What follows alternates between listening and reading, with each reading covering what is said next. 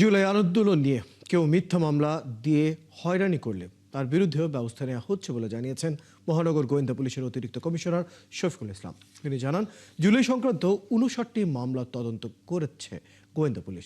সকালে ডিএমপির মিডিয়া সেন্টারে প্রেস ব্রিফিংয়ে ডিবি প্রধান এসব কথা বলেন। বিস্তারিত নাদের শারমিনের রিপোর্টে। অনলাইন জুয়া প্রতিরোধে বিশেষ অভিযানে সংঘবদ্ধ চক্রের 6 জনকে গ্রেফতার করে গোয়েন্দা পুলিশ। জব্দ করা হয় 6,500 MFS অ্যাকাউন্ট সম্বলিত সিম কার্ড।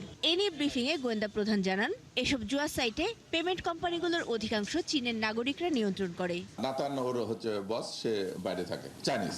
দেশে অনলাইন জুয়ার মাধ্যমে প্রতিদিন 800 কোটি টাকার লেনদেন ও পাচার হচ্ছে বলে জানান তিনি। 700-800 কোটি টাকা ট্রানজাকশন হচ্ছে প্রতিদিন। এদিকে সাংবাদিকদের প্রশ্নের জবাবে এই পুলিশের কর্মকর্তা বলেন, জুলাই গণঅভ্যুত্থান নিয়ে প্রতিটি মামলার তদন্ত পর্যায়ক্রমে সর্বোচ্চ গুরুত্ব দিয়ে করা হচ্ছে। আমরা এই 59টা মামলা নিয়ে আমরা তদন্ত করতেছি।